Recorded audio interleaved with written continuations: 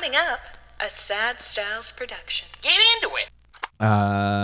Psychonauts. Yeah. I think we'll be able to figure it out and just play through the Milkman level like that. That's what it's called. Yeah, without prompting, that is a hilarious name for a level. Play that Milkman level. It's really good. It's notoriously the best one, and Meat Circus is notorious the worst. Okay, wow. So the names of these levels are something. It's basically you want a food type thing. Yes. And then you want a noun. Okay. So Meat Circus. Right. Milkman. Okay. Lemon Yep. Party. Party. Yeah. Lemon Party. Lemon Party. Okay. Which is my favorite level in this game.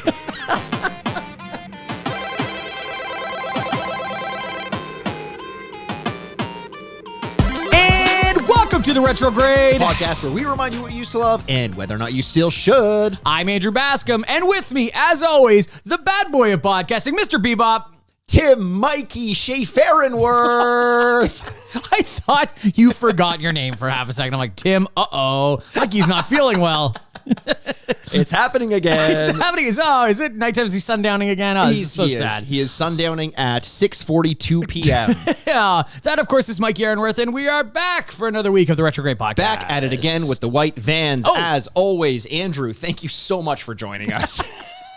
Yeah, I like throwing that at you sometimes. Permanent guest, yes. Yeah, obviously, Tim Mikey Schaferenworth is because Tim Schafer, right, the creator of today's game, which, if you've been so kind as to read the title of today's episode. How do you think they do it? How do you think they listen without clicking and seeing the title? Just blindly. Yeah. I just that kind of Instagram? I scroll through the iTunes feed and just kind of like point on one and get it. And it's usually Rogan. That's how you use the dating apps as well. Yeah, exactly. I don't know. That's why it's not working out so well for me. Well, I'm sorry to hear that. Yeah. Okay, good. Do you want to talk more about that? Later in the episode, I'm sure it'll come up. It usually does. Casually, it will. You know, we're foreshadowing to something we didn't even plan for. No, of course not. Yeah. You know what? All of our, or many of our D-pads out there on social media are, I'll say, actively making fun of me for my Batman obsession now. It's very common. Well, you talked about it every week for, I don't know, dozens of weeks.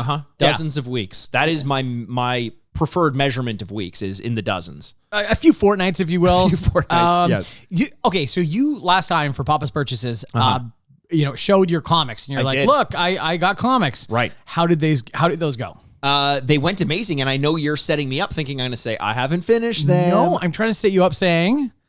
They were amazing. You finished them. I did. I finished there we go. Batman the White Knight, which was amazing, and is a great name for a comic. So wait a second. First of all, it isn't, but it's a lot of people bought it for the wrong reason. What the hell? He doesn't even talk about it at all. I always knew Batman was on our side. Exactly. It must have been some metaphor or something. Yeah, he didn't say anything at all. But what about the other one? The other one is Batman Damned, and I'm a quarter of the way through it.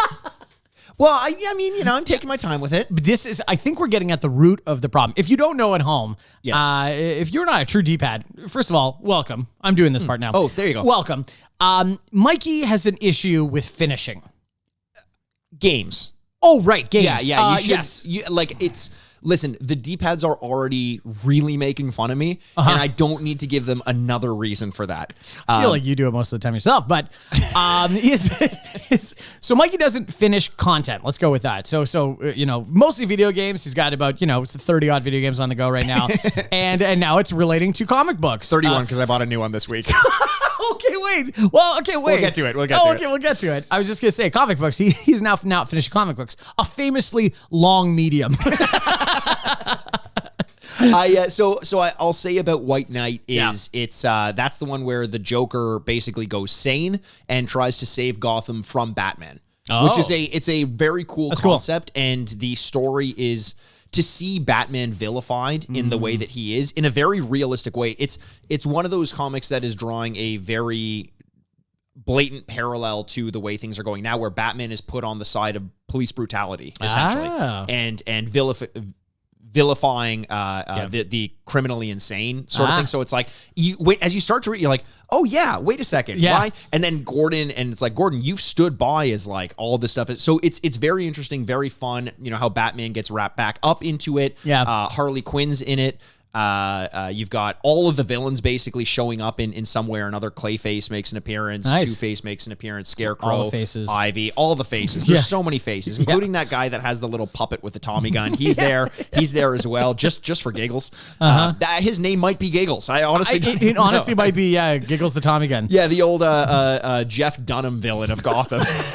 Instead of the Jeff Dunham villain of comedy. In our real life. So the other one is where Batman is going insane. The Joker is dead. Yeah. They're not sure who's killed him, and Constantine is coming to kind of help Batman with it. They're very good. They're very fun. Everyone likes Constantine. I will finish. I love Constantine. Yeah.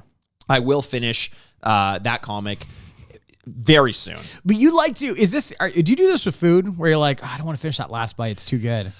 So when it comes down to the last couple bites of food, I make that last bite into like quarters and fifths and eighths and sixteenths. Yeah, fractions. Yeah. And I make it last. I was so worried that I was going to say a larger fraction in the next one that I was doing. We'll just keep doubling them. We will. You know what? You did this before we keep getting on this very interesting trail.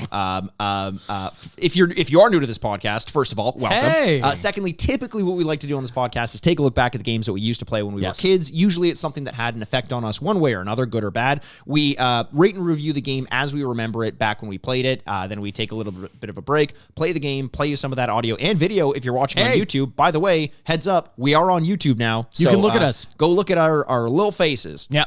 Andrew's little dinky face, my big boy face. I'm just saying, Andrew, you have a little head, don't you? I think I have a big head. You have a big head? I have a big head. I think it's actually really hard for me to gauge sizes of heads because sometimes people will be like, I wear like an 8 hat. And you're like, I'm sorry, what? Your head's a watermelon? I don't know. Bad at this. After the gameplay, we come back and we rate and review the game as it stands up in the modern day against the likes of modern games. Before we get to the game, obviously, as you've witnessed just now, we like to talk a little bit of nonsense and bullshit and party and bullshit and party. The copyright mafia are going to come after us after this. The game that I did... I did buy another game this week. You did buy a game this week? I bought a game this week. This is good. I'm glad you started another game. You needed that to fill your time. I think it was necessary. It's one of those things where it's like, if your sink is clogged. Go on. And you're like, gotta get that clog out. Yeah. So you shove more things down the sink so it pushes it through. That's the Ricky Bobby try and get a knife out with another knife. Yes, exactly. Yes. Exactly. Yes. So that's my methodology. Maybe you didn't have enough pressure on you, and you're like, I need to put more pressure on me. I gotta put more pressure on me. That's how diamonds are made. And I did. So I made this, I guess we can call it a little purchase. And who made that purchase? Papa made that purchase. No. It's a Papa's purchase. It's Papa's purchases with me, Papa Mikey. Get on board. So I bought this game called 12 Minutes, which has been swiffering the nation lately. We need to update some of our terms that we use. Yeah, exactly. And it's a game that basically is a time loop game. You replay the same 10 to 12 minute sequence over and over again where you get home from work as the man of the house. And oh, God. Oh, boy. That's the stance you want to take? And your job is being a white knight. So you get home from work. Your wife is there. There's a conversation that happens sometime at during your return from work. About 5 minutes later, there's a knock on the door. A police officer comes in. Speaking of the white knight, takes you guys down. And like downtown? Takes you downtown. Takes it downtown and kills you. Oh. And interrogates your wife, and you start to unravel this crazy story. But as soon as you die, it starts again. The loop starts again. And you find that you're in this sequence that you can't break. Anytime you try to leave the apartment, and the first time you do, it's this really neat effect where you're like, well, I don't know what I'm doing in here. I'm going to try to leave the apartment. You try to leave, and it just snaps back, and you're right at the start of the level again. You're like, oh, shit. So you have to find these weird, it's at its core, it's a point-and-click puzzle game. Okay. Where you're trying to find the perfect run through, the Groundhog's Day run through. You know essentially different points in time where your wife is going to be, how to do things without her seeing, how to do things so she specifically sees, how to give her information that you're not supposed to know before you've actually had the conversation to get her to react in certain ways, to either not be in the room when the cop comes, to give up the information that he's asking before the car, like different things like that. And apparently it's about like a 4-hour game in these 10 to 12 minute cycles, which I think is a little bit too long because this is one of those weird cases where the game itself is not fun.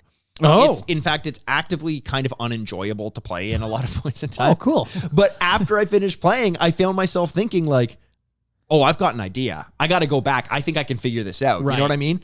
So it's fun in that way. I think over on the Mushroom Club as well, patreon.com/the Retrograde podcast. It's our Patreon account where we have at least 2 new episodes every month. Yeah, but we've been going way over that. We've been going way over our quota. We may do sort of like a quick playthrough of that game. Cool. Where you and I can talk about some of our circumstances, really get into the weeds, Yeah. and then hopefully the listeners can also play along. But we're gonna pose that question to them. But if you're interested in more of us, more of this, you and me. more Lil Dinky, more Big Boy, Fuck you. I think you should go do it. I mean, sorry, I apologize. More Lil Dinky Andy. And then a dollop of Big Boy Mikey. This is good. A little dollop. A little dash, a little thinky Andy. Yeah. Little slip. Yeah. That's the sound effect you That get. sounds like a big noise, though. Oh, man. Because it came from my big tongue. Oh, nice. I can't make anything I've but got a big noise. I've got an enormous tongue. Enormous tongue. But not in the way that would be enjoyable for anyone. It's not enjoyable for me, and it's not enjoyable for any of my partners. I can tell you that. Oh, I feel so uncomfortable. Your tongue's just too large, just too round. Oh, God.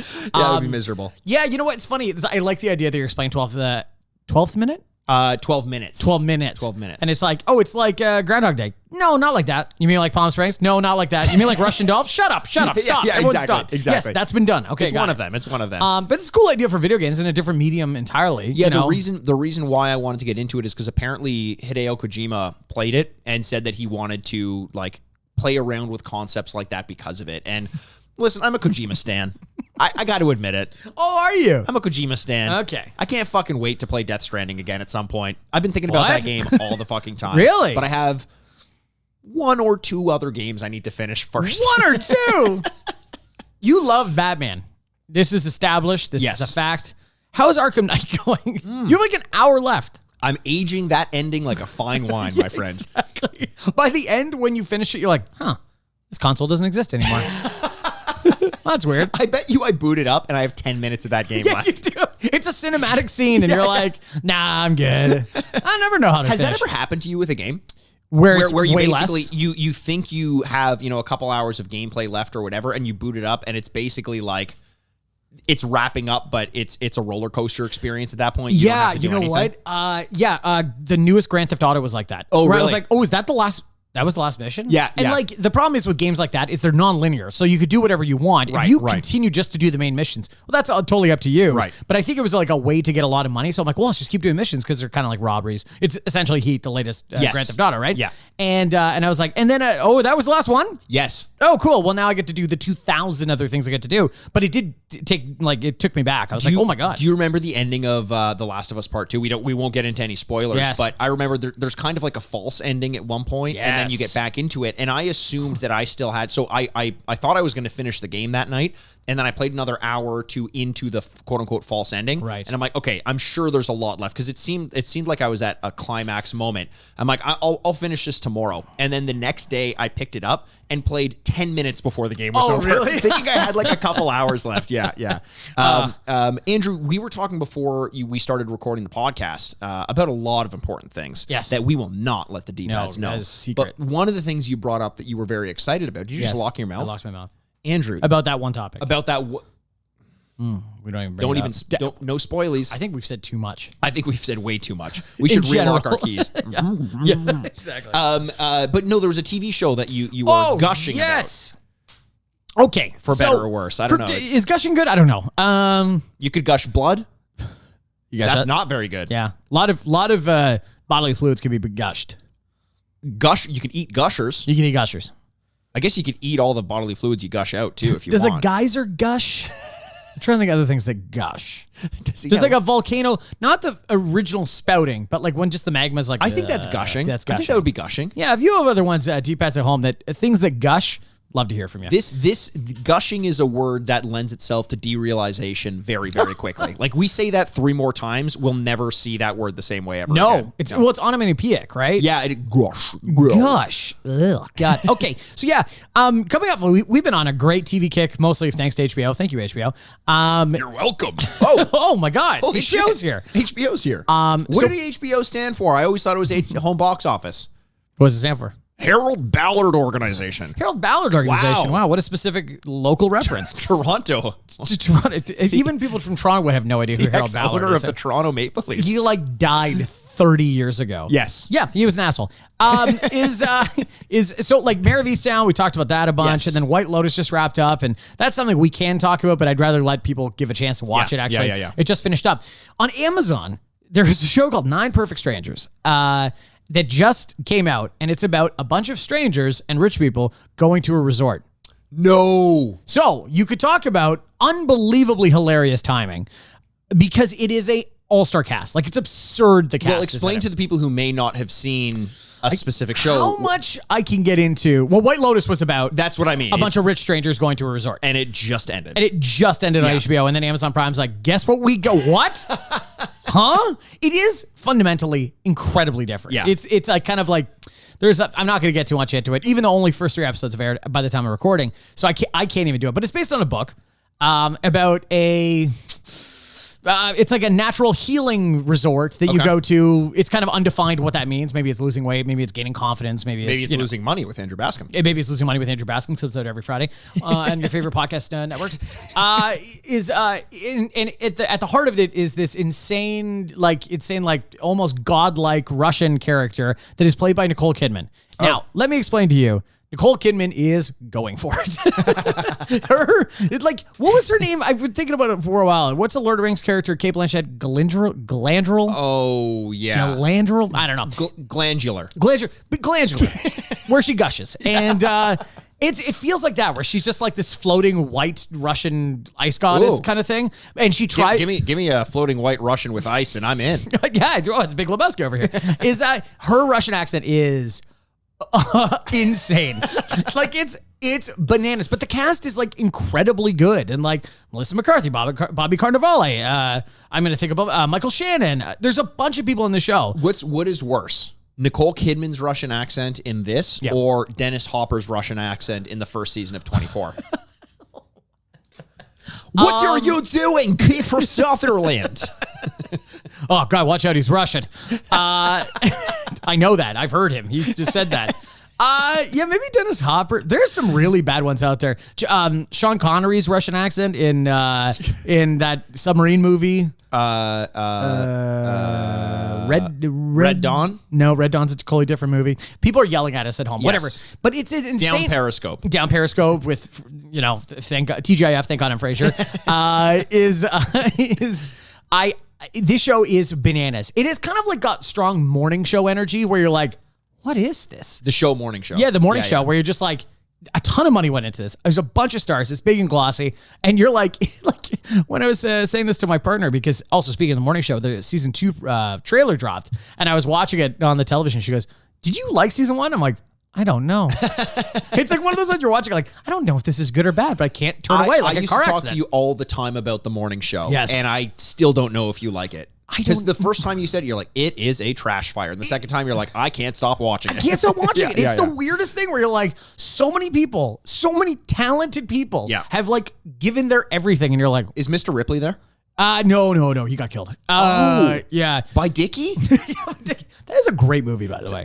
This is the third, I think 3 weeks ago we talked about it. And as I was re-listening to it, I'm like, I do need to rewatch that. That's a good movie. Yeah. I really want someone else to watch it so I can talk to them about it, but it is at the heart like a mystery. All of them have come together for different reasons. They don't know each other. They've been chosen out of pools of like thousands that want to go. And she brings them there too, because the balance of like toxicity between them is like, for some reason, good, I guess. Okay. And so they're all immediately going at each other. And there's nothing funnier to me than that. This would have been a movie like 10 years ago until the rise of television. Right. This would have been just like an idea. So these characters are almost immediately pissed off. Like they get there and they're like, why the fuck did you bring me here? You're like, you drove here. Like it's absurd where they're like mad at each other and mad at her immediately. And I'm like, what is happening? Bobby Cannavale just like giving his everything. Yeah. watch it. It's not good, but there is like a mystery to the heart of the show. So I promise you, I'll probably watch the whole thing. This is going to be one where I'm going to wait for you to finish the whole thing before I start watching it. Because your time is valuable. I'm not. It's very valuable. I got games to finish, man. I got games to finish and new games to look up which games to buy. I just have to spend more time finding which games I need to buy. Yeah. Because there are so many out there that I still want to play. Ugh. You know what? I had. You know, I'm not going to say it again. What? Don't say it. I've said it before and I didn't do it. What? I'm done. You're going to finish Overwatch. this week. Oh, you're done with Overwatch. Yeah. Okay. So at least I'm not playing it during the week anymore.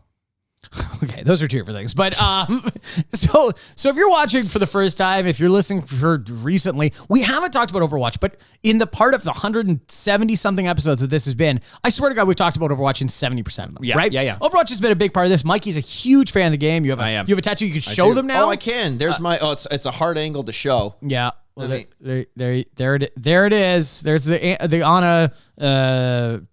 I was going to say Anna's, tentacle. Aiming reticule. Reticule. Anna's tentacruel. Tentacruel. Yeah, her favorite Pokemon. It's been a huge part of the thing, and so.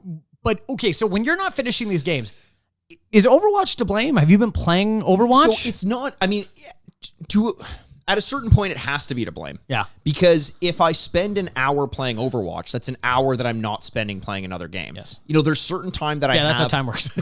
Yeah, I thought you would have known that playing for so many 12 minutes. yeah, exactly.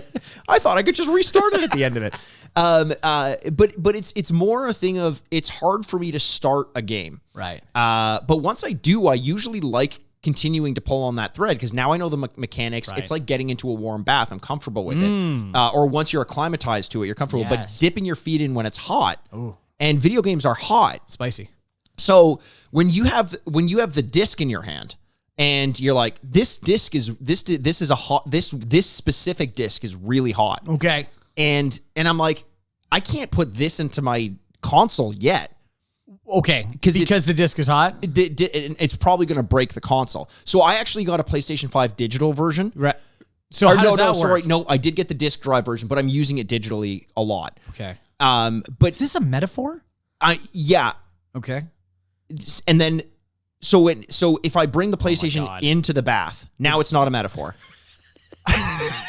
Do you think anyone, like the old stereotype of suicide is a toaster in the oven? Has anyone done this with their Xbox Series X or whatever the hell it is? Amazing. Yeah, goodbye, cruel world, PS5 flag. Man. Okay. They've taken away from us How many the more ovens. episodes do you need out of me? We got to get to 200 at least. Okay, all right. Yeah. But then 200 something, I don't know. PS5? PS5? They say you can't take it with you. Yeah. But I can try. Do you like baths? I love the idea of them. Then I get in them and I'm like, I ain't a stew. I'm a Mikey. I'm a Mikey. So is it the filth of it that you don't like? No, it just gets too hot and uncomfortable. So this is very similar to your metaphor you were just saying. Well, that's so odd. I didn't even mean that like that. So what the hell are you saying? Overwatch? What? What? Okay, so how much Overwatch have you been playing? Honestly, too much? Not a ton, but okay. it becomes this thing where, say, like I've been doing a lot of working from home. Yeah. So when I eat my lunch, I can watch an episode of AP Bio or something like that, nice. like a quick 20-minute something that I'm watching. Frasier. Or Frasier. Yeah, Golden Girls. Will never. Oh, or I have you maybe, don't like the 30 Emmy time winner Frasier? No, because the Emmys are rigged. By Dr. Crane. The Scarecrow. Oh no. No, because so I'm like, maybe I'll fit in 20 minutes of Overwatch. Yeah. You know, if I watch one episode of a TV show during lunch, easy. I can do that. Right. Come back up, keep my work going. Gotcha. If I start playing for 20 minutes, it's actively almost impossible for me to stop. I just can't. And that's like, I know I have an addiction. I know we joke about it a lot. Yeah. But it's the kind of thing where I look at my watch and I'm just like, okay, I'm going to stop playing at 1 o'clock or whatever it is. And then I just don't. And then it's 2 o'clock and then it's 2:30. And I'm like, this is just no longer good for anybody. Like I need to not do this because if I'm going to be spending this time, why aren't I streaming? Why aren't I playing a game that I can talk about on this podcast? Yeah. It just feels now that it's. Why don't you finish one of the 50 fucking games you've got on the go? Exactly. Because then there's more things to talk about here because you and I talking just isn't cutting it anymore. Oh, wow, that hit close to home. That somehow hurt. No, but it really just does come down to this thing where when I'm playing it, I'm not even enjoying playing it anymore because I feel so guilty about doing it. So I'm like, if that's how I feel, even though I know that mechanically I really enjoy the game, right. if I can't get over it for whatever reason, I need to stop playing it. So is this is like when you deal with something like an addiction, are you a cold turkey person or can you wean yourself off? I'm absolutely a cold turkey person. I don't. So I weekends, I can wean myself off. No, I'm honestly, when it comes to addictions and setting like a rule, once I set that rule, I'll stick to it. I'm very good with that. Okay, We'll so see. is that what you're saying, or is that what you're saying it right now? I'm saying that. Yeah, I'll say it. Okay. I will at least for. Well, let me try it for a month. Okay, because I know I had an Overwatch. Yeah, you had an Overwatch, which didn't work. What? How about what's September? I don't know why I said it out loud with no ideas. What's September? It's the month that comes after August. Yeah, it's just before October. Yeah. Earth, Wind, and Fire, big fan of it. And who isn't? Who isn't? I know. We could say September. We're putting a freeze on Overwatch. Okay, perfect. September, we're putting a freeze on Overwatch. Yeah. Okay, love it. So that means Mikey is only going to be playing on the weekends, and every hour that he plays, he'll be streaming. So those are the two things. Those are the two rules that you made. Why not? Fuck it, why let's not? do it. You know, Let's do push it. yourself. Get a little kick in the ass. Yeah. So you at home, watch Mikey at Souplant, I assume. Soup Plant on Twitch. On Twitch, there you go, where Mikey's going to be playing Overwatch for a good cause, his own sanity, and money for me. Okay, so there you go. That was good. We made progress today. I can't believe we had to outline the way in which I need to play video games. It makes me sound like a true psychopath. There we go. So instead, let's pivot and talk Psychonauts, because I am not a psychopath. I'm a sociopath. There we go. Big difference. Don't hurt animals unless they come at me. Yes, and then I relish the opportunity. I ravage their corpses.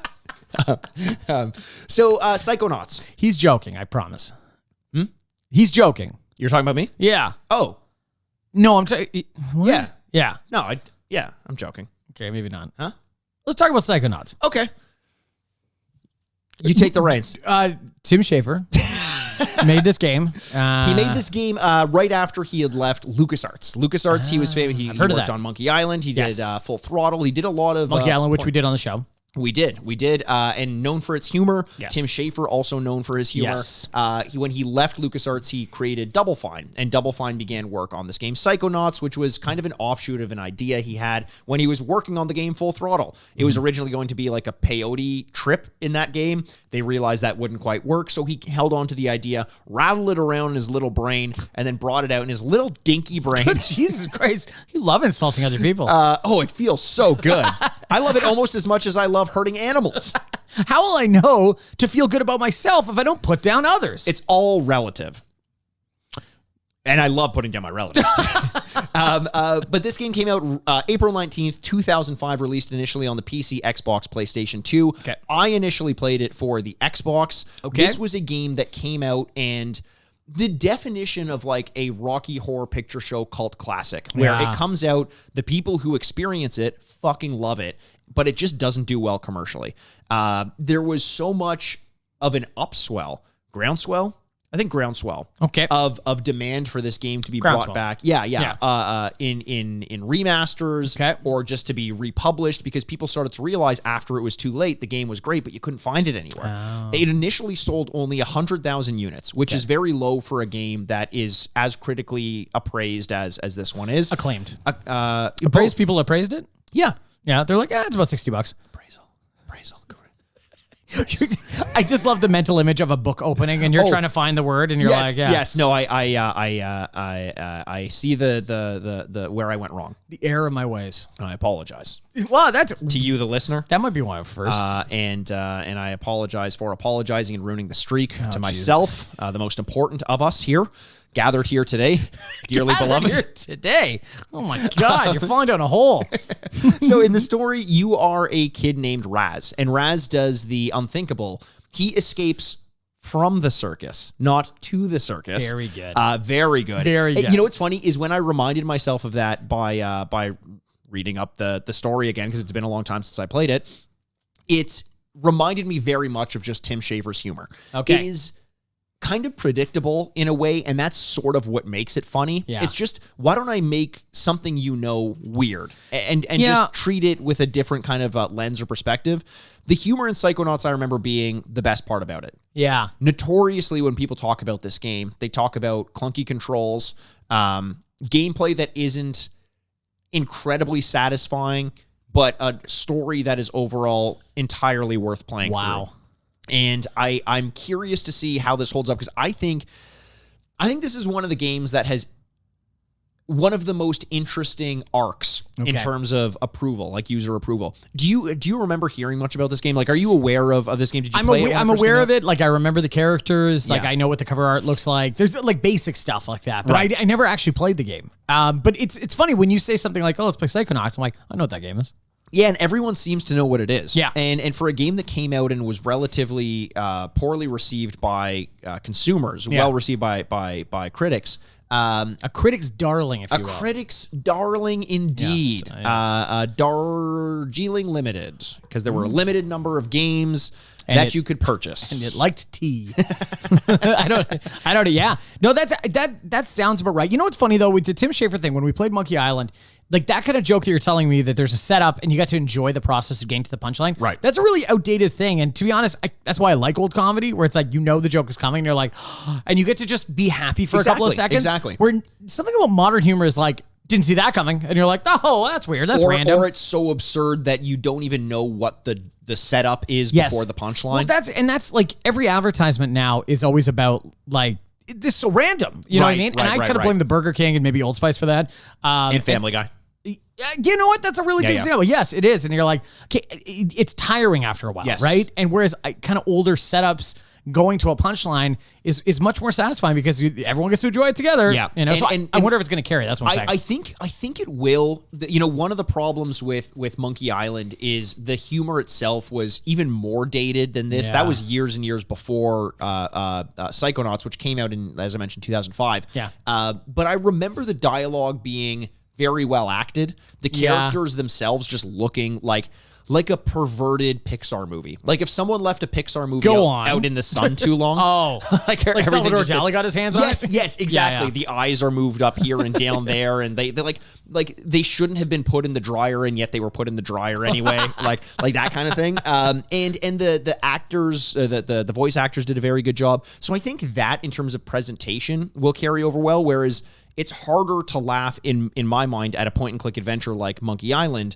when it's not giving you that feedback of like the actors giving you the good performances. You have to read a lot of it. You know what I mean? This at least has that working for it. What I am worried about is the overall gameplay. Yeah. You know, we're talking about a platformer from 2005 when cameras in that 3D space hadn't quite been figured out perfectly yet. Yeah. PlayStation 2 era, we talk about how bad those cameras can be sometimes. Yes. So we'll see when this one comes back. My experience with this game, though, is that talk about the critics, darling. Uh-huh. Paint me a goddamn critic, Andrew. Paint you a critic? Paint me one of my French girl critics. Yes. Colleen Kael? Call me. I don't know. Call me a critic. Call me a critic. You're a critic. Because it's my darling. Oh. I loved this game. I see. I couldn't believe how hard. Call me Clementine, because it's my darling. Oh. Now that's a good one. You're welcome. Although I did have myself Eternal Sunshine, so I don't remember that song anymore. Okay. Spoiler alert. I remember playing this game and laughing so hard in a way that I didn't know a video game could make you laugh. This was the first game to me that was like actively hilarious. Not just because of the premise. It wasn't Boogerman where I laughed at it because it was just boogers on a screen. The guy was picking and flicking all the time. That was funny as a kid. This was just funny in a way that I was like, oh, SpongeBob has dialogue that is funny and quirky in a way that this does as well. And you'd never see that in video games before. So I loved it. I recommended it. I used to, if I found a used copy of this game for like $5, I would buy it and give it to someone so that they could have a chance to play it. That's very thoughtful of you. Thank you very much. Yeah, I just like people owing me things, you know? It's my favorite. You know what's funny too? We're talking about the humor and like the old school payoff. I don't want to give this like full sell where I'm like, oh, that means it'll be funny. Because remember in Monkey Island, like half of the jokes were about, I have a funny name. And it's like, you know what? That's not funny anymore. Guybrush Threepwood. Yeah, and you're like Like, and every time someone brought it up, you're like, yes, God, went back to the well. Here we go, baby. Every time he spoke to someone, it was three-wood Guybrush. And like, you just get it wrong. That was the most consistent joke in that game. Yeah, like, and now we've got names, like, there's modern babies being born as, like, Mystique Tree Von Trappen. And you're like, oh, okay, cool. Like, we've exceeded past the idea that a name could be very funny. Yes, you know what I mean? Yes, where they all are. And now, when everything's funny, none of them are is funny. Yeah, exactly. In the world of the blind, the one-eyed man is king. I don't know if that applies here, but it could. And it could. We also don't make fun of the blind anymore, Andrew. Oh, fuck. Anymore. Not since Monkey Island. Monkey Island, hilarious. Everything after that, hey, everyone cool it. Do you know the premise of this game, by the way? No, I do not. Okay, so it's the premise itself is, to this day, it holds up as something I'm interested in doing. It's kind of like Inception in the sense that, and it lends itself perfectly to, in a good way. Okay. It lends itself perfectly to I know you hate Christopher Nolan, right? So I don't, wait a second. you despise the dartboard in your place and Yeah. and the poetry you've written about him. The poetry. I show you 200 something back to front, double-paged journals of my thoughts of Christopher Nolan. I just, like, oh my God, those are all full. They just say, God, I don't even remember the name of his last movie. The Robert Pattinson, John David Washington. Wow. What is that one called? That's insane that we don't remember that. Insane. I know it's the same backwards as it is forwards. Tenet. There you go. There you Wow. go. It's just Tenet written over and over again. Did you like Tenet? No. There we go. Tenet was, and I like Christopher Nolan. Yes. I think his movies can be fun. I think he's kind of a in some cases, a glorified Michael Bay. I think he's more talented than Michael Bay because he actually does practical effects a lot of the time. I think Michael Bay's talented. What? Do you? I think Michael Bay's talented. Modern talent, modern Michael Bay? No director goes out on top. That's all. True, that's just true, everyone just slides back into their bullshit. Also, I think it's nice to, we should contextualize this with something that you often do where, it's easy to throw shade, but these are talented human beings. Yes, We're not, you know what I mean? Yeah. His movies have made $12 billion. Yeah. Like, peeps, there are people that like them. Yeah. It's easier to throw stones at the people who are on top who have Oh, absolutely. I hate Christopher Nolan. I'm like, I like The Dark Knight. I just think the way people like bow down. I'm like, I don't know, guys. We should look at these things more critically. But a lot of people with his budget could do similar things, I think, is what that. I agree. I also think he battles himself a lot where he wants to do different stuff. And then he's kind of backing his way into like, well, people really want $300 million blockbusters. And he's like, yeah, okay. Yeah. Dunkirk's really good. Dunkirk's great. incredible. Dunkirk's great. I forget that he did that actually. Yeah, and it's like also a $200 million movie. It's huge, but it somehow feels more intimate. Instead, it's like, we're going to space and he's going to meet his own dad and time does a thing and you don't understand what's going on. By the way, he's going to meet his own dad. Isn't that outrageous a premise? I know, but no, it's 7 other things too. And like, I love the idea. He's going to meet his dad. Careful, guys. It feels like a bet sometimes too. He's like, I'm going to make it. I'm going to make this movie and I'm intentionally going to make no sense out of it. It will not make any sense, but I bet you everyone online will be like, I get it. I get it. I get this movie. I get it. Yeah. You don't get it? Oh, okay. It's fucking idiot. This guy doesn't get Nolan. There's my Christopher Nolan thing. Back to Psychonauts. Well, because I mentioned Inception, right? Why are you going on that tirade?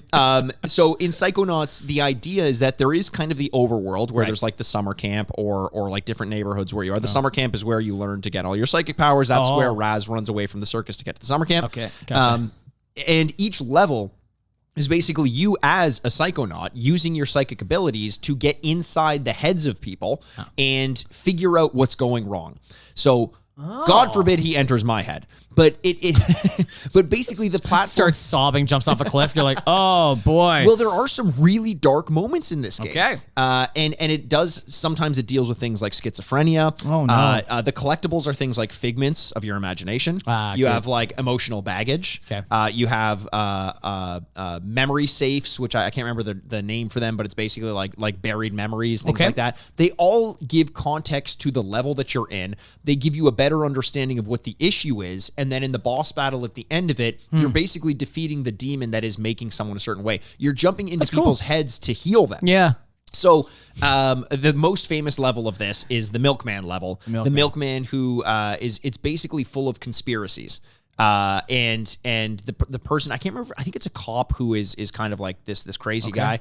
And you go into his head and you're basically living in someone's head who is incredibly paranoid. Like I think a paranoid schizophrenic, and you're trying to solve a mystery that will eventually untangle the webs in his head that will kind of make him see clearly again. So very cool concept for a game that lends itself very nicely to the idea of a platformer and design. Each of the levels look incredibly different.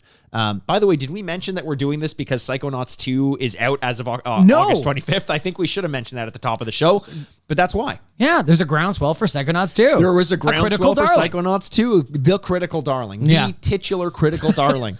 Do you think their takes on mental illnesses will hold up 15, even 16 years later? No, and I don't know that they ever did. Okay. I think it was cool to see someone who was struggling be cured, but I think they used those struggles as a way to kind of poke fun, make jokes, and structure their levels. I don't think there was any care given to the actual weight of being a person who suffers from this. Right. Not from a very top-down level, but on a granular level, there were some things that were very dark and sad.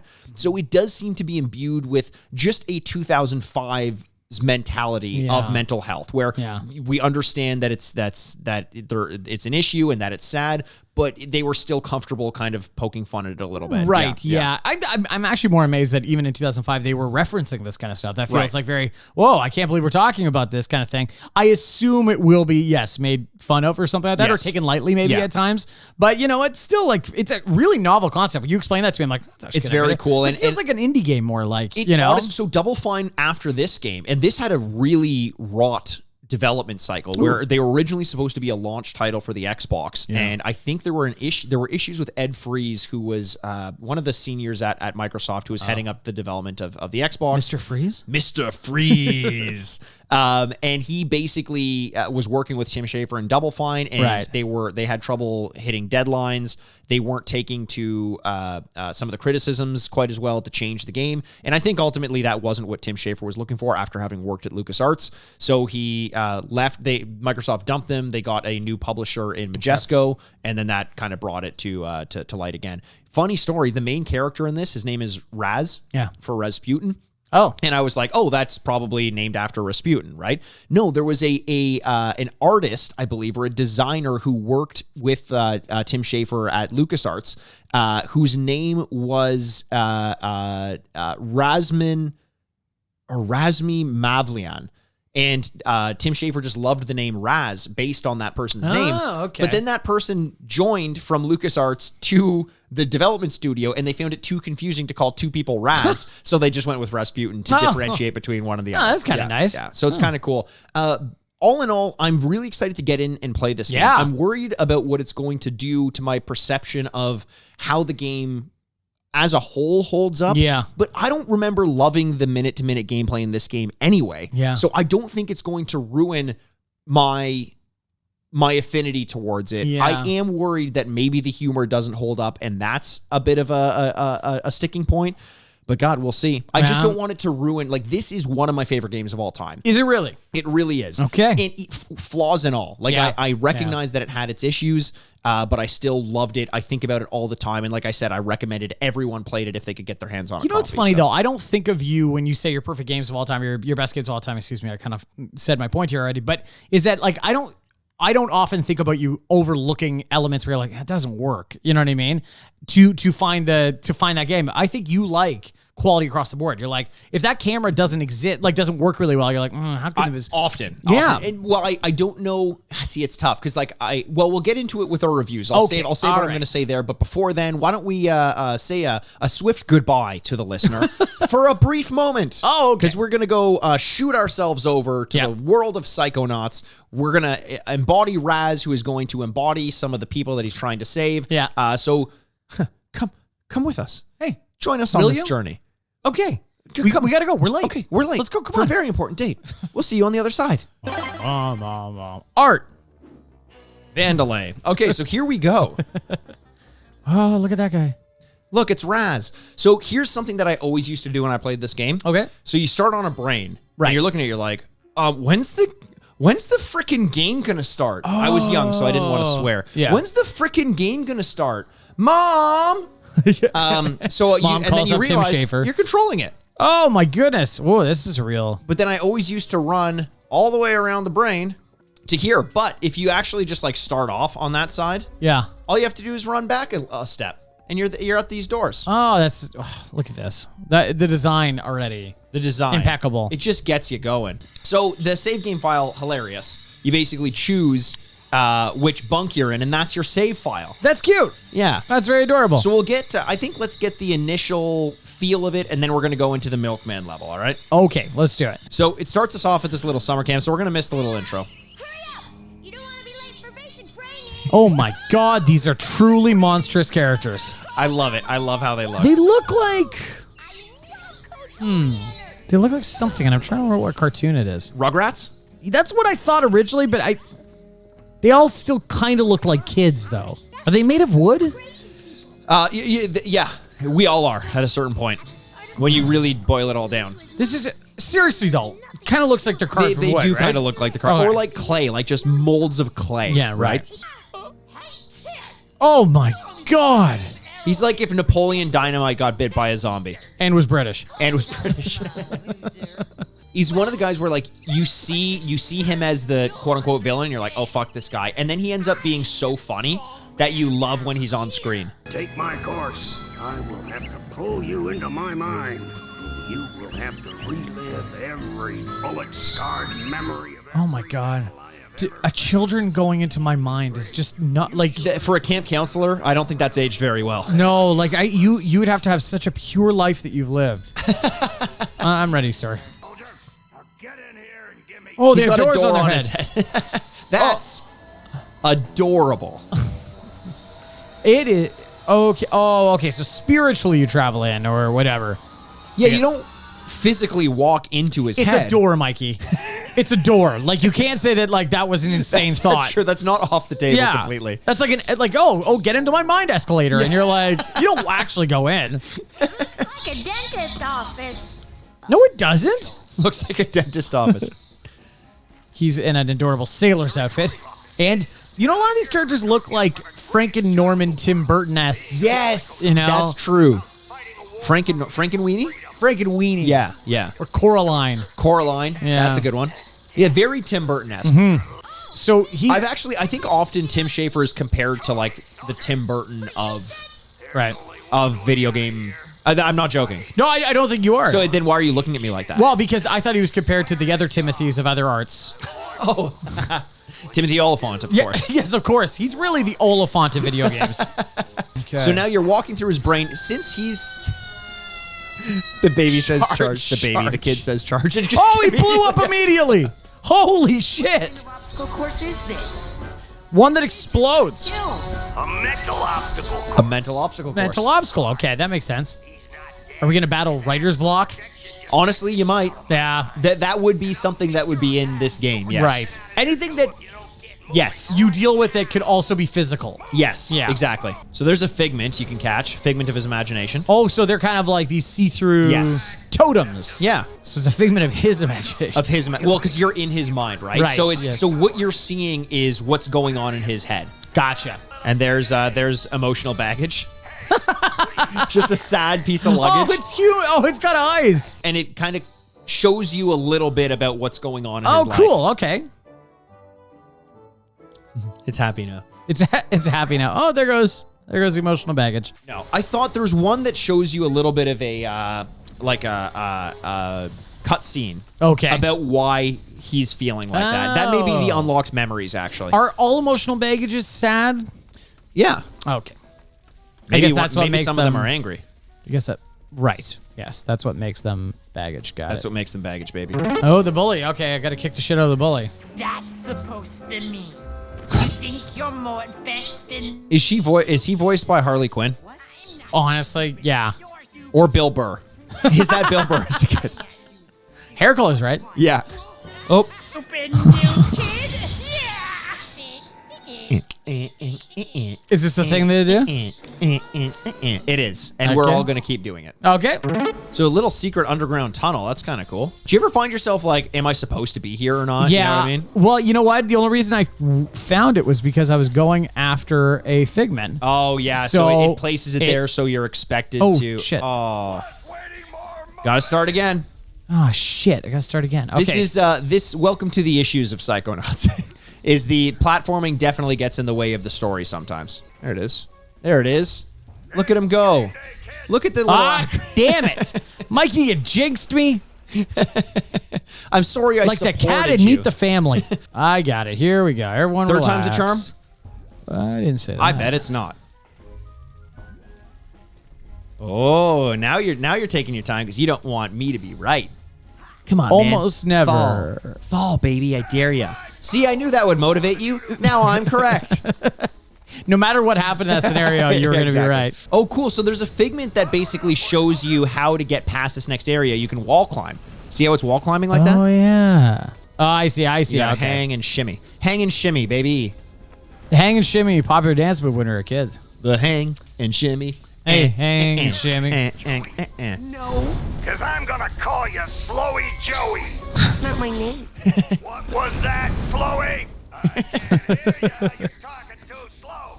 That's funny. That's funny. What's wrong? I keep blowing up. What's wrong? I keep blowing up. You Follow can, so me. you can say to him, follow me, I'll help you through the mines, or, well, good luck with that, bye. I like, how in the world would you say bye? This Yeah, kid is so adorable he's so and scared. I don't think he has arms either. You know, that's like a real... He's all shoes. I can't do it. Shut up. Not with that goddamn attitude. Oh, You blew up. so, okay. You can't do it either, it turns out. You know what? Give me one more try at this. I'm going to leave the kid alone. That was fun. Now, do you want to go out of this and try the Milkman level? I feel confident we'll be in my leveled up a abilities. little bit more. I can't wait to keep falling. Okay, Mikey. Yes. Try to nail this title screen. Okay. I know it's... That's not... Oh, actually, as we're playing, a buddy of mine messages me and he says, that's not Psychonauts 2. Ah. Dude, I've got a podcast to do, Ryan Rakita. 650. So Okay. we're going in here. There's some figments. We're in a kitchen. Yeah. We're already in this guy's head. The context of how we got here, I don't quite remember. I just remember this being my favorite level, and it turns out it's kind of everyone's favorite level. So this is the guy with the paranoid schizophrenia. I Yeah. think. So he's at the fridge, eh? Yep. So in the Okay. fridge, there's a new power-up that I'm going to get jeez. called Clairvoyance, Clairvoyance. which Well, that's allows an you important to one. see the world through the eyes of the person you're using it on. Whoa. Yeah. Okay. That seems important. It's a cool idea because it's like, what do you see in this conspiracy theory? Now we're gonna know because we get to see Right. through this guy's head. Who keeps saying, I don't know where the milkman is. That's what he keeps saying. There you go. Okay, so you're using it on the police officer. Whoa. So everything's written. He's got, so there's a bunch of photos and everything kind of pinned around the room, but his interpretation of what they mean is now visible in like a fluorescent light, which is kind of cool.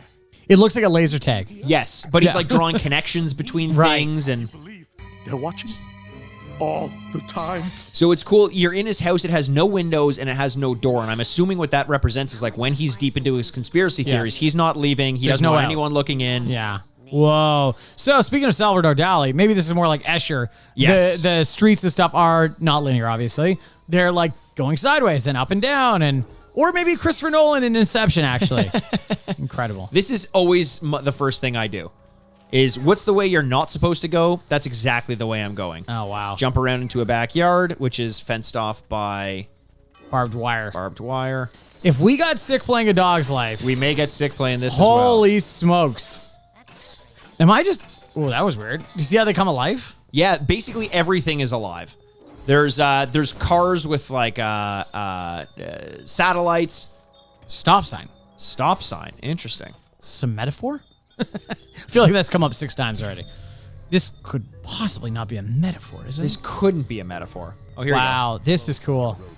Okay, so there's a construction worker. Mikey is holding a stop sign. On the road crew. This is my Oh, if I have a stop sign in my hand, this guy lets me go through. Otherwise, he Yes. stops me. So here you go. So now, Only beyond the yellow line. You guys are road crew workers? Yes, we work on the road with these red signs. I see. he's using the red stop sign as a hammer. Yeah, which is basically like, oh, So everyone's watching me. You know what I mean? Like that's Yeah. how he kind of envisions. Well, I think that these spies are looking for him, like Yes, clearly. exactly. But again, this is in his mind, so he's envisioning that all the workers are actually spies, Right. et cetera, et cetera, and et cetera. everything's looking at him. Mailboxes are looking at him. Yes. People through their houses are looking Yes. at him. That's actually kind of cool. Hello, fellow road crew. This is my stop sign. To the road crew. Welcome to the road crew.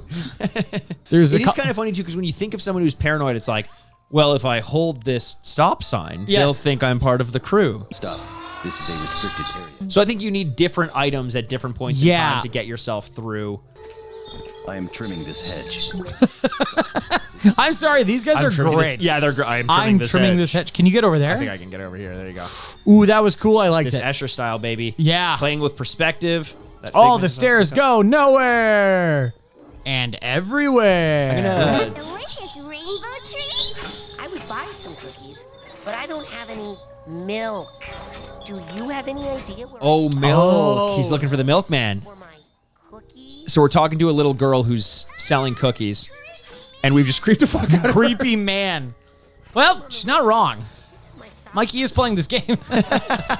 Oh, what do you think of the aesthetics, the overall aesthetics of this game so far? You know what? It's interesting. Like, it is obviously following the tradition of just being very creative in its concept, so it's being very creative in its design. If Yes. this was just trying to imitate real life, it wouldn't work. No, I But agree. I also think there's a certain element of it being a crutch. Like, everything's weird, so it doesn't matter. You know what I mean? Yes. And that is an issue I have with Tim Burton in general. Stop. This is a restricted area. Oh.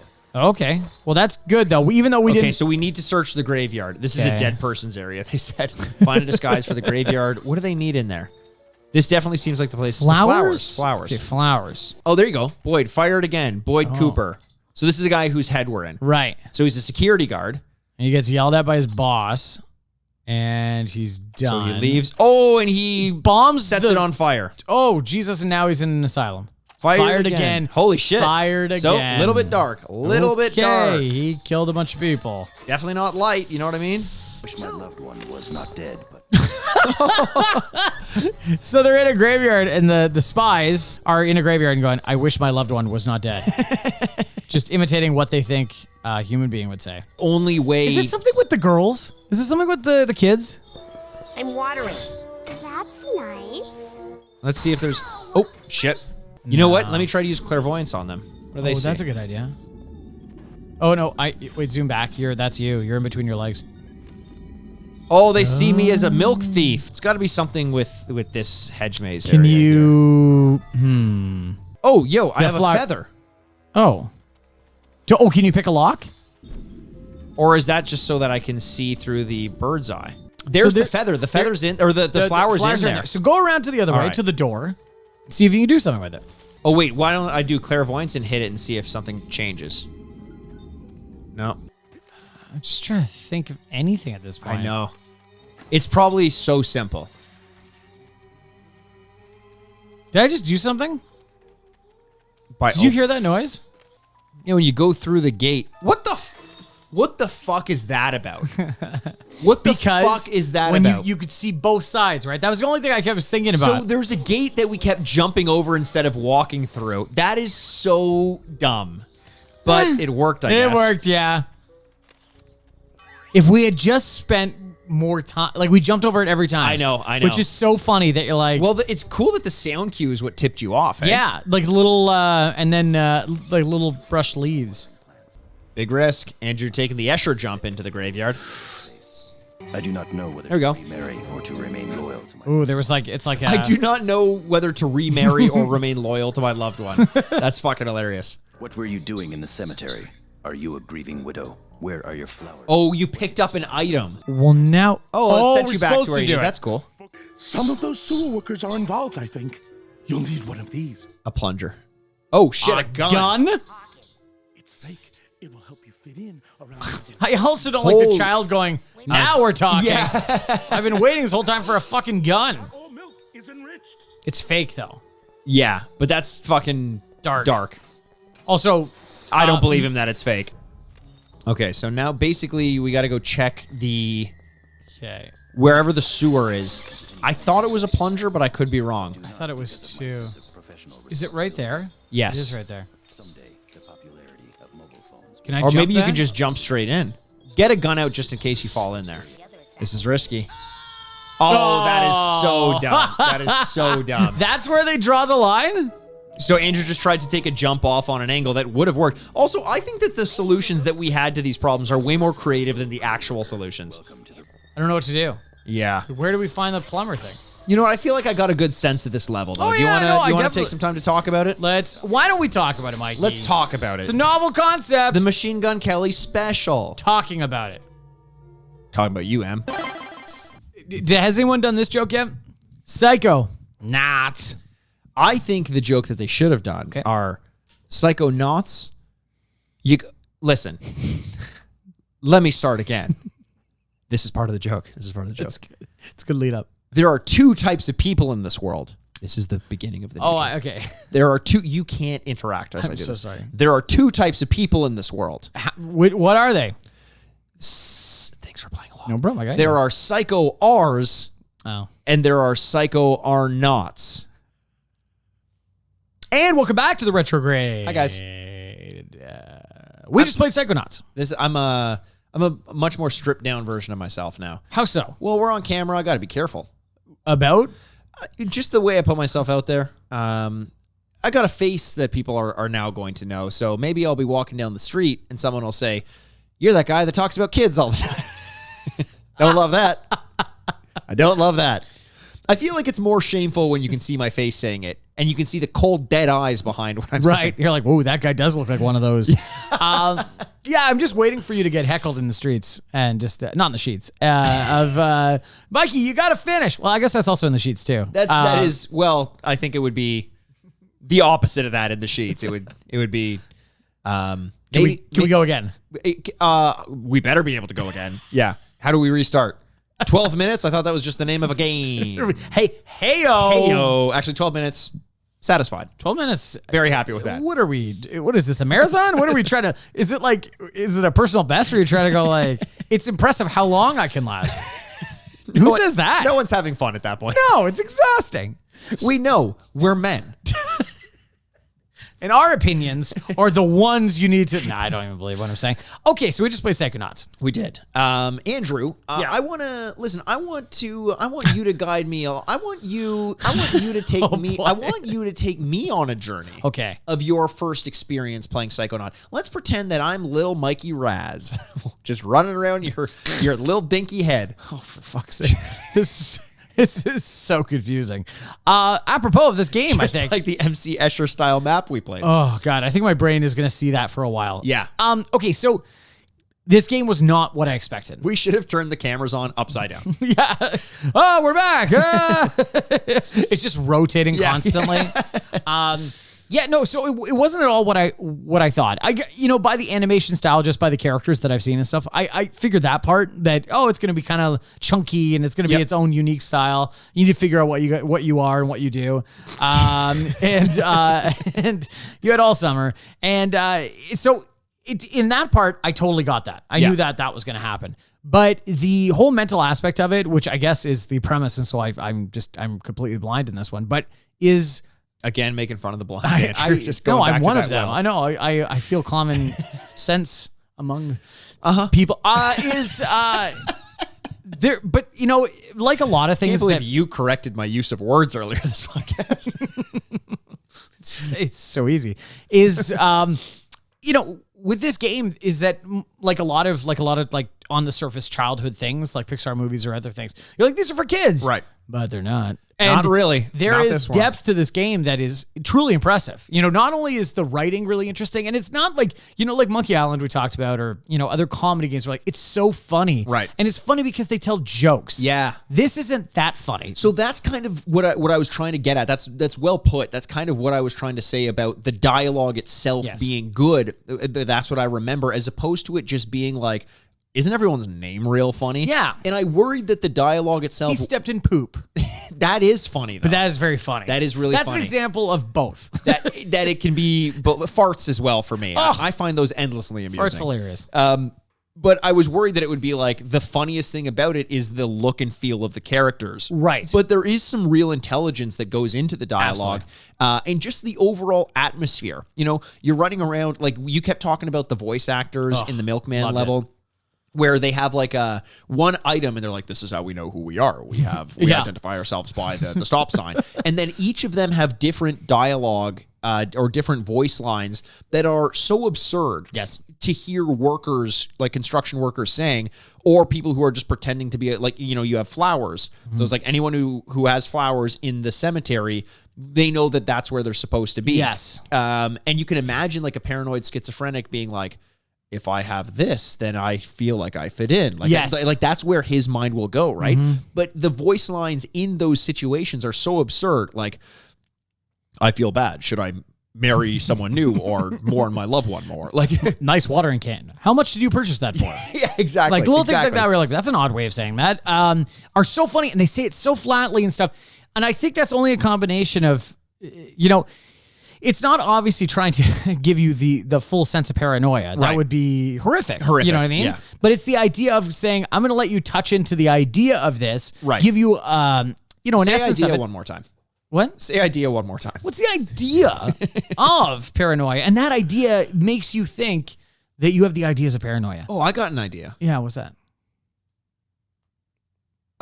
Do you? No, it's the only word I can think of. Oh, you're right. This is a trap. It's a trap, man. It's an Akbar all over again. So the level, especially the Milkman, which is the famous one, and you know the kind of the notable level with this game is that by the end you did feel like people are watching you. Yes. Like even if it isn't for horror sake or like real seriousness sake, it gets the message across. Yeah, exactly. And I think that's really impressive because there's points where you laugh, there's points where you're frustrated, but you're never ever confused on what is happening around the level. Yeah. Did you feel like what we were worried the gameplay mechanics themselves have started to feel a little bit dated? Yeah, like the platforming aspect of it is not. There's just so much better in the last 16 years. If anything, it just feels a little stale, doesn't it? Like it's like yes, I can jump over a fence or something like that, but it doesn't feel floaty or fun in the way that like a modern Mario game will feel. Well, for sure. And even to the point that like it's a well-written game about a really novel concept. It's almost adding this platforming aspect, feeling like very like ancillary and superficial to it.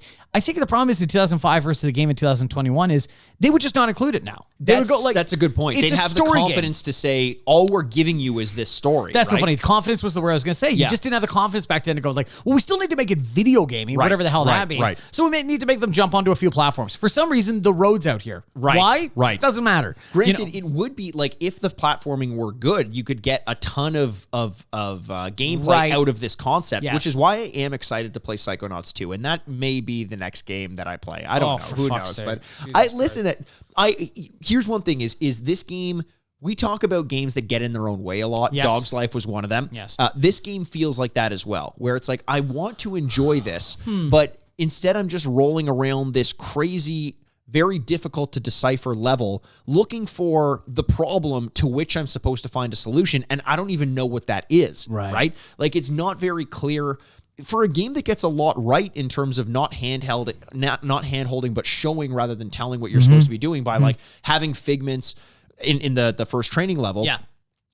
Climb up a ladder. So it's like, oh, this is where I'm supposed to go. Or climb across a ledge, which we hadn't done before, but you're like, oh, if the figment's doing it, I'm sure I can do it. Right. Kind of teaching you how to do things without explicitly telling you.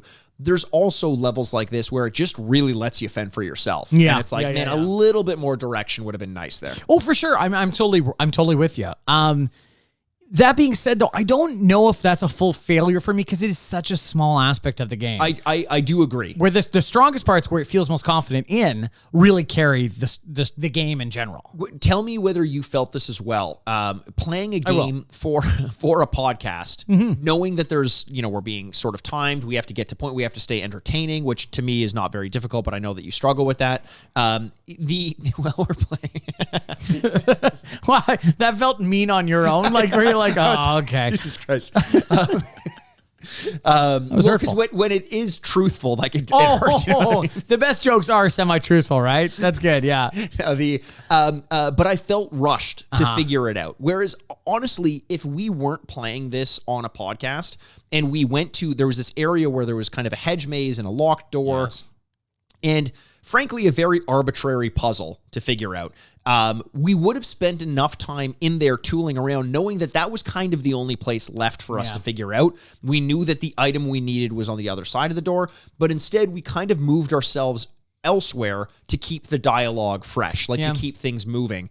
If I were just playing it on my own, I think I would have figured it out a lot quicker. Right. As opposed to being like, let's go check something new and make sure we can have something new to talk about, right? Right. Yeah, no, I see what you're saying, but like there are certain the level, like let's just go back to the Milkman level because I think it's a good example of what this game is like. It kind of gave you a little bit of everything. Yeah. Right? And maybe that's the best version they thought they were putting out there. And I can't really disagree with them. Like I think one of anything too many times will not give you, the results you need. Right. But there were certain aspects where it's like, okay, the level's kind of crazy and they're still jumping, but they're still like clue finding. And then there's this and they're like, well, there's a lot going on and it keeps you engaged most of the time. So I find that to be very impressive. Yeah. As much as I felt rushed to figure out the next thing, I didn't feel rushed to the point of being frustrated. Like I was like, I guess if I have to check every house, I'll do it. But it didn't feel like a chore because the game is still charming, super charming at all points.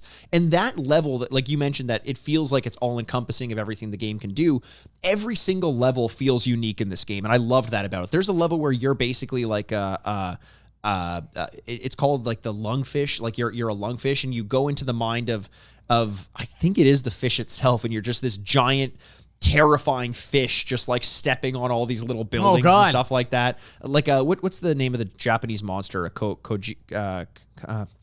those? Godzilla.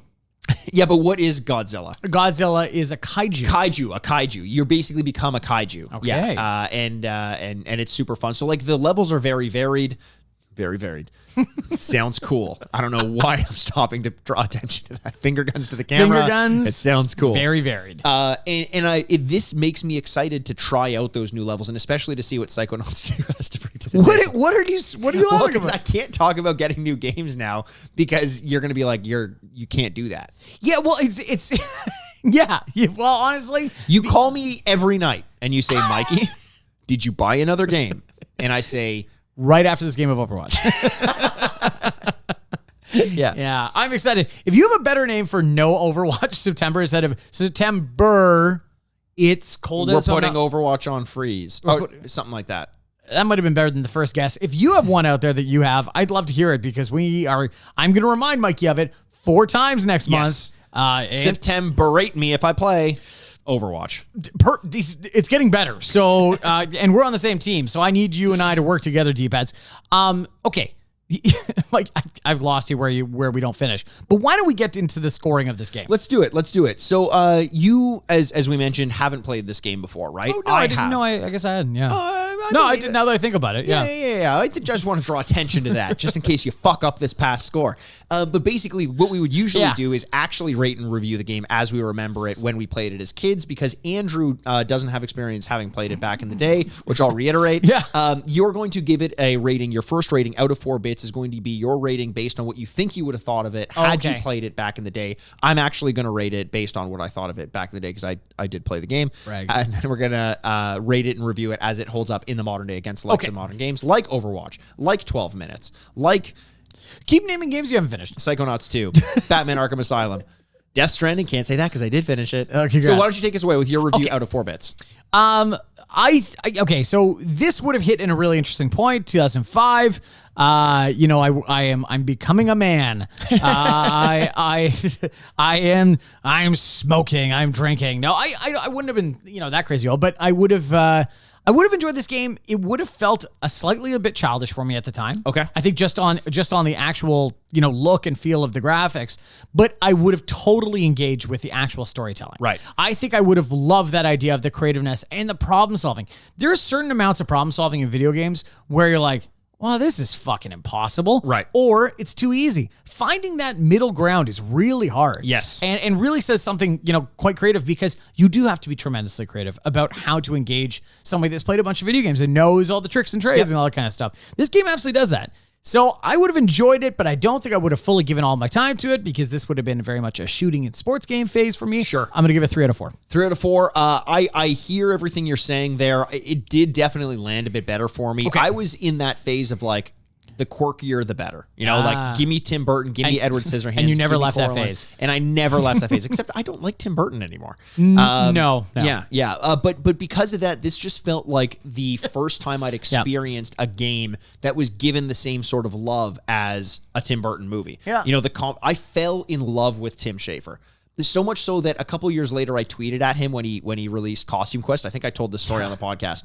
And I said something along the lines, it was like supportive, but saying like, oh, it would have been great to have dialogue or something.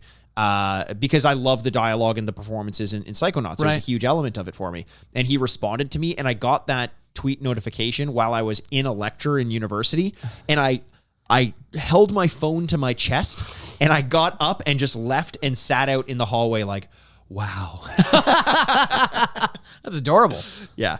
But because of that and the impression that this left on me, I'm giving this one a 3.5 out of 4. Okay. It still had its issues with controls. Yes. Those clearly have permeated into the modern day, a little bit less forgivable back in the day. I mean, we're talking 2005. Resident Evil 4 came out, and that was a revolutionary way to have a camera and controls. You've got other games in 2005 like Mercenaries Playgrounds, Time Splitters, Future Perfect, which is a good game, Mario Kart DS, Age of Empires 3. Whoa! Dead or Alive. Not a great year for games except Shadow of the Colossus came out. Oh, and The Warriors came out, and God of War came out. Why were they burying the lead with this list? Holy shit! So a lot of games were like they did have that element of kind of pushing the genre forward a little bit. Yeah. Dude, there's a word that I can't think of that is innovation. Holy moly. Oh, innovation. Yeah. I think the word you're looking for? Ideas. Ideas, yeah, exactly. Yeah. I had an idea of what I wanted to It say, helps but I just explain couldn't. almost any concept. Or any idea. Well, there you go. So, Andrew, why don't you give us so that's a 3 in, I don't know why I'm reviewing this now. I don't know. I'm flustered. You're in trouble right now. You're in a lot of trouble. I'm floundering. So, with my 3 and your 3.5, that's a 6.5 out of 8. Okay, pretty good. Pretty good score. Not bad. Okay, I'll do the modern day score here. Okay. Games like this are the games that I constantly think about when it comes to this podcast. It's a perfect game for this podcast. Right. Because it is flawed, and there's no way you could look at me in the face if you love it, it's your favorite game of all time, and go, really, controls and graphics and cameras haven't gotten better in 2021? Yes. Yeah. That's impossible to say. But the concept of the game, being as innovative, wink, as it is, tackling a subject that in my mind has not been tackled in video games to this degree, I think it's just fascinating. And in that way, it will never die. Right. And so even though there are the actual bones about it that will get so much better, the idea will be the thing that progresses it and keeps going back to it, and why this game should get a remake and absolutely should go back and be played. I love this game. 3.5 out of 4. It's amazing, and I will think about it constantly. It's one of those games, Mikey, that when we were playing here and we're like, okay, we should wrap it up, we got to record the podcast, I always kept playing because I'm like, let's figure it out. 100%. That's engaging, and that's special. 3.5 out of 4. It's another one of those situations where we get quiet playing because we're just engrossed in the world. Totally. And I agree. I think that as much as I was worried that this game would age poorly for the reasons of bad controls and clunkiness and just overall like maybe making you do things in the realm of platforming that you didn't necessarily have to do, we could have just enjoyed the game as it was. All of that was also true back in the day. Yes. This is an era where like there were good platformers. I recognized back in the day the platforming wasn't good, and yet I played it in spite of that because the story was so great. The platforming is in no way unplayable. It's still just clunky, but the end result is kind of fun. There's a simplicity to this game and all the collecting, in the storytelling and the movement where like when you die, it doesn't quite feel punishing with the exception of the meat circus, but it does feel like, okay, I got my wrist slapped a little bit, but I'm going to keep going. Why not? Right. I'm struggling. Wow, you're really struggling. I really am. You went a 3.5 out of 4, right? And I'm right there with you. Yeah, you know what? I'm going 3.5 as well. All right. And the reason for that is I think this was peak Tim Schafer. Okay. I think this was the best game that he's done. And I think every time another game comes out by him, I'm looking for this game. Right. And yes, the controls are not as good as what I would expect, but going back and playing it, I laughed at the dialogue. When Bobby the bully did his little dance that he did, I was brought right back into a kid, like like just fun and quirky in a way, and treated with love, with a budget behind it that made it, like you said, kind of initially seemed like an indie game, but was treated much bigger than that. So 3.5 as well for me. So can I ask, what 2 scores were you going between? 3 and 3.5. Really? Yeah. Oh, wow. Okay. Just because of it does feel a little bit more empty than I remember. It does feel a little bit more flat, but I think the pacing of the game is such that you never have to spend too much time on anything, so it never really overstays its welcome. Oh, so there you go. So a total score of 13.5. It's not out of 16. Not bad. Not bad at all. Not bad. Well, Andrew, I think that leaves us with just one more thing to do. Yeah. Is it? Oh no! Wait. Oh, actual music's got to be played. That is actual music. Oh my god. Oh, I'm so sorry. I'm so sorry to the bully. That grotesque character. Let's hear an orchestra play. You've been waiting for it all year. The most glamorous award ceremony of the week. Ladies and gentlemen, the Grady's. Wow. Oh my goodness. All the characters are here. They're dressed so wonderfully. Guys, you don't have to stand off camera. Yeah, come on now. Oh, they're shy. They're a little shy. Okay. Yeah, and the love child between that occurred during the orgy of Carrot Top, Napoleon Dynamite, and Bill Burr is also standing off stage. Wow, what a grotesque looking human being. But there's Elliot, the opposite of a grotesque looking human being. Elliot, I see you standing there with your goggles on, your little steampunk goggles on. Those are cute. Yeah. And I noticed you have no. Usually you pull your envelope out of somewhere, but there's no envelope to pull. It's in his mind. It's mind. He read our minds and he already knew what the award was going to be. That's good. On theme. I got to appreciate how on theme Elliot is every week. The budget that goes into his costumes. I know. And the thought that goes into imagining how he's going to announce these things. Wait, what the hell? Okay, well, whatever. We'll get into that later. Tell us what, in your mind, this game has won. He fits like an old glove compartment. If it doesn't fit, you must acquit. And the wine cellar. Oh! I mean, what a year. Amazing. What a year. What a year. What a year. It's a vintage. The fits like an old glove compartment, current score above a 7. Hey. I mean, that is good. That is very good. That is good. It's not above 7. It is above 7. 3.5 and a 3.5. Oh, the current score is. Yeah, current score. I'm sorry. I thought you meant the old score. Yes. No, okay. Yes, then it definitely is above 7. 3.5 and 3.5 is 7. Is 7. So it's 7 or above. Yes. So, listen. We've just done 45 seconds on agreeing with each other. Exactly. And it also, obviously, the wine cellar where the current score is higher than the retro score. Right. That is. And it was? And it was. Oh, okay. Oh, okay, good. It was. What's your favorite award? 7's bigger than 6.5, and I want to agree with everyone. I just want everyone to know that I agree with that. What's my favorite award? The Uwe Bowl. Oh, is it? Yeah, I think it's a funny name, and it's a funny idea that this game sucks so bad, and we devote an hour and a half to it. It's funny to someone. It's funny to someone. It's very nihilistic. I love the wine cellar. It's my favorite because just the idea of a game getting better with age is, chef's kiss. I think you've done that every time the wine cellar's been given out. You're like, yeah, because it's great. It's great. I want to kiss all the chefs every time I hear about this. Or maybe it shouldn't be chef's kiss. Maybe it should be the connoisseur's swirl. The sommelier. Yes, but also a connoisseur. Yeah, connoisseur. I guess they are the connoisseur. Or chef is a connoisseur of food. But sommelier swirl sounds a lot better. Yes, that sounds like a wrestling move in the 1980s. by a French person I hated. Why did you hate him? He was French. Oh, he's fancy. I hate this guy. So okay. Well, those are 2 really good awards and very deserved. Like, this game was a lot of fun, and you have sold me. Tim Schafer has sold me. This podcast has sold me. I'm excited for Psychonauts 2. Andrew, are you going to play Psychonauts 2? We'll find out. We will find out next week.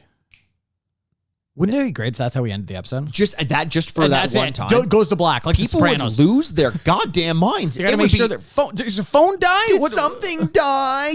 Did someone die? You just top things for the Retrograde podcast. Those little Google answer things. Did Mikey and Andrew die? And there's no. Oh, and then below that is when will Mikey and Andrew die? Yeah. It's a Kotaku article being soon. All right, cool. So there you go. There's Psychonauts. Yes. A great game, and I'm so glad we played it. I'm glad you loved it. I'm really buzzing right now. I'm glad you loved it, and I'm glad it held up because that is a game that I've always cherished. Right. And it's not every time that I recommend a quote unquote retro game, and it does actually hold up to my expectations, especially when I'm playing it in the room with the person that I'm trying desperately to impress. Oh, okay, good. Well, let's find out next week if Mikey impresses Andrew only on the Retrograde podcast. Thank you so much for listening. We love every single one of you, and we can't wait to talk to you soon. My name's Andrew Bascom, and with me, as always, the bad boy of podcasting, Mr. Bebop himself, Mikey Aaronworth. This is the Retrograde podcast. Game over.